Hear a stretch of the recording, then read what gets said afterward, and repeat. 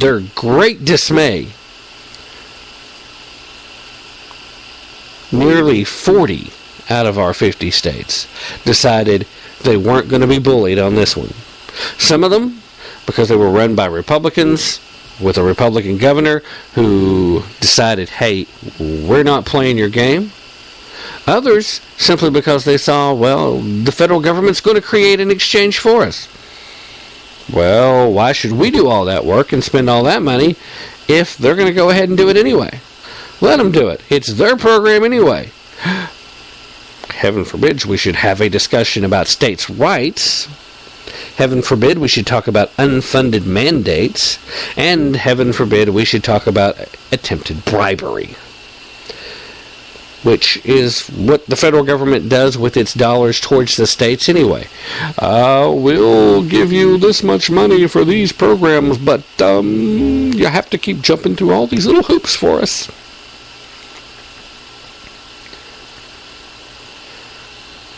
If this decision had been based on the facts, and I promise you each and every one of these justices has heard what this section of the law was intended for. They all heard it from the mouth of the man that helped create it. They all know that very few people in Congress have even to this day read the Patient Protection and Affordable Health Care Act. Certainly haven't read more than a little of it at any rate.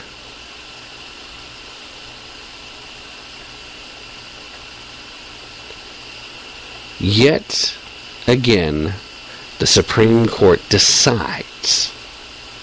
This time, 6-3. This time with two supposed conservative judges, that they were going to become activist courts once again, and they were going to be activist judges, and they were going to protect this law as opposed to letting Congress know they didn't do their job when they slapped this thing together and forced it on the American public.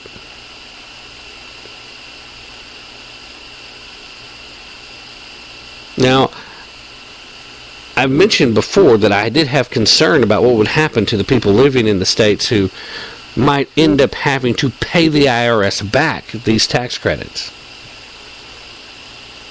Because chances are, if the Supreme Court had actually come out and said, you know what, the IRS overstepped its bounds, they weren't eligible to do this, they didn't have the legal right to do this, and so, sorry, but no more tax credits can be extended to you.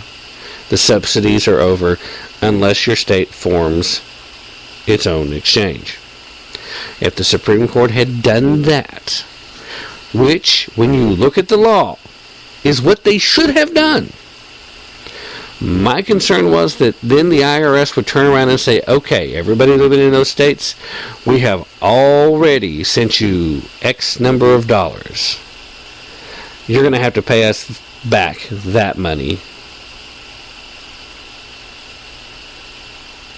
And I know for some folks, if you were trying to buy a family policy and you went silver or higher, chances are your subsidy is so freaking much, it could easily be in excess of $600 a month. I mean, most of the bronze plans, if you were buying a family plan, you could easily be in excess of $400 a month because insurance went through the roof when this law passed. And it's only going to keep getting higher. So I had a lot of concern for the citizens in states that don't have state exchange if they got hit with this bill. I complained about it shortly after the actual arguments back in March took place for King versus Burwell. I talked about it then. My concern for having to wait this long. It's like, this is something we need to let people know, just in case they get it right. Well, I should have known better than to even worry that they'd get this right. They couldn't figure it out the first time. They said, you know what, they're arguing it's not a tax. But they're going to go ahead and say it is a tax and hold it as being legal under that standpoint.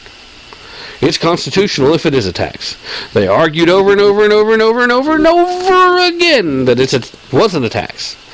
The Obama administration in court over and over again. It's not a tax. It's not a tax. It's just a little penalty to make sure people will have skin in the game. It's not a tax. Meanwhile, the architect not only admitted that it was a tax, but it was a tax on people. He said so in his own words.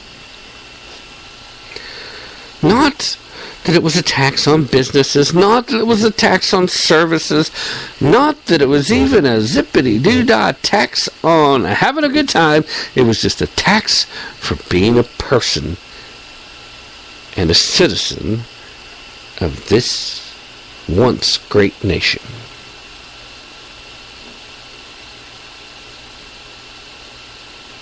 Today I was having a discussion with one of my daughters. She asked me, can the next president undo all this? And I found myself halfway through the explanation of why the next president couldn't do that, coming to the very sad conclusion that maybe I'm wrong. Our Constitution is no longer a constrainment on our government. And apparently, the only body that doesn't have legislative authority of our three branches is the legislature itself.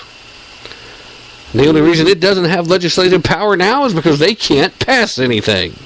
The divisions are too great. The numbers stay too close together. And the only time they can push anything on you is if they have a filibuster-proof majority. But these days, the president has the phone and a pen. Or a pen and a phone. Perhaps he has 2 phones and a pen. Perhaps he has 3 pens, a pencil, and a phone. Regardless, he seems to think he can write laws. And now, through whatever kooky water that they're drinking up there in D.C., the Supreme Court thinks it can rewrite the laws too. We can fix it. They don't have the authority to fix it. They don't. If we remain constrained to the Constitution, then the Supreme Court doesn't have the authority to do what it did today. Nor did it have the authority to do what it did when it first held Obamacare in total as being constitutional. But the longer this is allowed to stand, and the longer that this keeps going on, the further and further away we come from our constitutional republic that men and women have died and fought for so that we could experience something that's unique in the world. And that is honest to goodness, personal, individual liberty. It's a rarity. Even today, you look around the world, other countries that we think of as being democracies or republics, very few of their citizens experience true liberty. Most of Europe is under some type of socialist government. European socialism is not as harsh as what we saw in the former Soviet Union or what we see in the communist nation of China, but we certainly understand that it's still socialism. When the government owns your stuff and you as an individual can't own any stuff,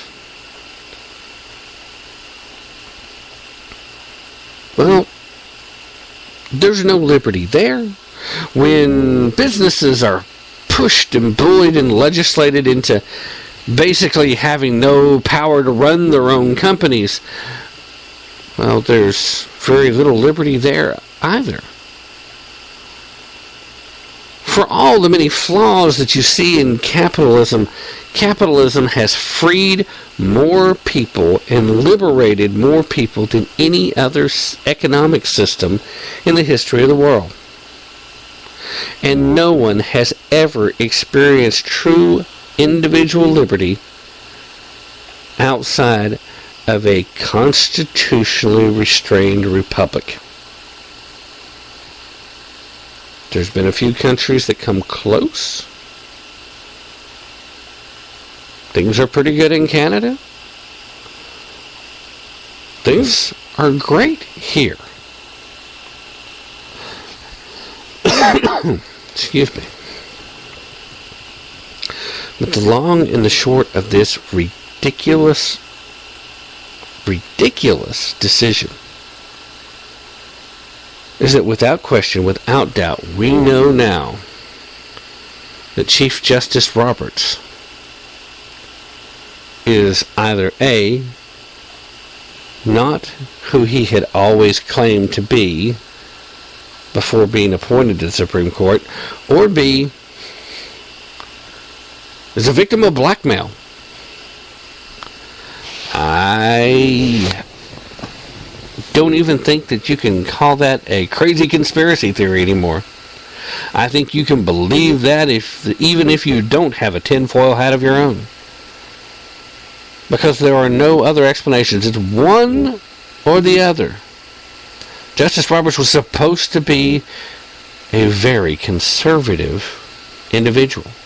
And the reason you want conservatives on the Supreme Court is because they're going to fight for the integrity of what the court's supposed to do. They're going to fight for the integrity of how the court conducts itself. And they're going to fight for the integrity of the Constitution. We got none of that. None of that. Instead, we got a bunch of convoluted excuses. Ways to try and interpret that a Congress that never read the bill in the first place certainly couldn't have intended for the reforms that the law is supposed to put in place to only be available to the places that set up their own exchanges. Never mind the fact that they told us that's what it was. We were told, we've heard in the words of the man who was behind it. This bill was built outside of Congress. It wasn't written by members of the House. It wasn't written by members of the Senate. It was written by a think tank, led by the architect, the individual, this person that after these admissions became public knowledge, suddenly none of them knew him anymore. Never mind the fact that this past week, a series of emails and other documents have been released that prove unequivocally that not only were there high-level emails going back and forth, but that Nancy Pelosi, in fact, did know this gentleman personally, that Barack Obama had multiple conversations with this individual. It wasn't a, my people talk to your people, it was some direct face-to-face time. They referred to this man as brilliant. They referred to this man as an economist, the likes of which, well, they said this man was one of their heroes.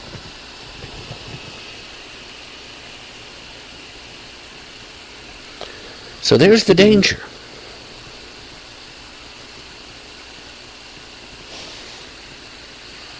Justice Scalia,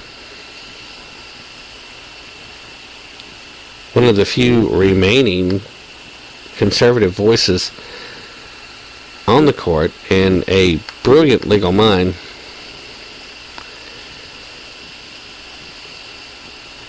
wrote in his dissent a good many things that's worth repeating.